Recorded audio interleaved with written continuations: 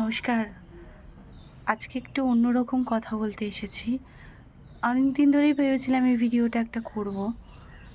সারা জায়গায় আমি শুনি যে এই উপোস করলে এটা ভালো হয়, শিবের ব্রত করো, এই উপোস, ওই উপোস। আমার ক্ষেত্রে ঈশ্বরকে ভালোবাসা মানে উপোসের মাধ্যমে নয়। ভালোবাসতে হলে মন থেকে ভালোবাসতে হবে। তুমি যদি সারাদিনে একটু জল খেয়ে শিবের মাথায় জলও দাও, শিব কিন্তু তাতেই সন্তুষ্ট। শিবের আসল গুরুতত্ত্ব হলো শিবকে নিজের মধ্যে রাখতে শেখো। শিব মানে তাণ্ডব নয়। শিব মানে তাণ্ডব মানে হলো শিবের তাণ্ডব মানে হলো তোমার ভেতরের যে তাণ্ডবটা চলছে সেটাকে সরিয়ে দেওয়া। শিব আর শ্রীজির মধ্যে কোনো ভেদ নেই। শিব তোমার ভেতরের তাণ্ডবটাকে সরিয়ে দিয়ে যে প্রেমটা দেয় সেটাই শ্রীজি। সুতরাং অনেকেই ভাবে যে আমি ব্রত করলে না করলে কি হবে। ওটা ভুল, ওটা সম্পূর্ণ ভুল।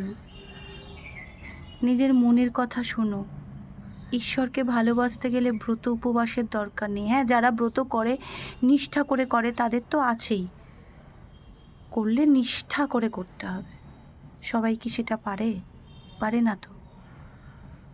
তাই ভেতরের নিষ্ঠাটা দরকার। আমাদের ঠাকুরও তো বলেন যে আমরা রক্ত মাংসের মানুষ, ভেতরে তো মল আবর্জনা সব রয়েছে।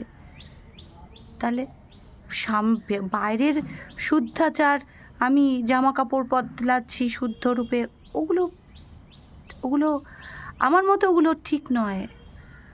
শুদ্ধতাটা ভেতরে। আমি বাইরে শুদ্ধ পোশাক পরছি আর ভেতরে অশুদ্ধ মন নিয়ে ঠাকুরকে বেলপাতা দিচ্ছি। তাড়াতাড়ি উপবাস সেরে আমি জল ঢেলে বা কোনো উপবাস করে ঠাকুরের আমি খাবারের দিকে যাচ্ছি না।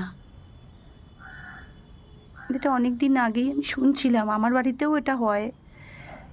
এটা করলে ওটা হয়, এটা করলে ওটা হয়, কিন্তু আমার কনসেপ্ট তা নয়। আমার কনসেপ্ট তা নয়। সুতরাং ভালোবাসতে গেলে নিজেকে সমর্পণ করতে হয়। তাহলে দেখবে সবটা সবটা অন্যরকম হয়ে যাচ্ছে।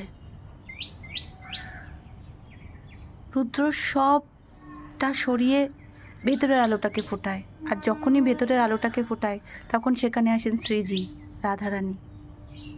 তাই নিজেকে ভালোবাসুন, নিজের ভেতরে ঈশ্বরকে আনুন, শিবকে আনুন। বিবেকানন্দের কথায়, জীবে প্রেম করিছে যেই জন সেই জন শিবেছে ঈশ্বর। ভালো থাকবেন, সুস্থ থাকবেন।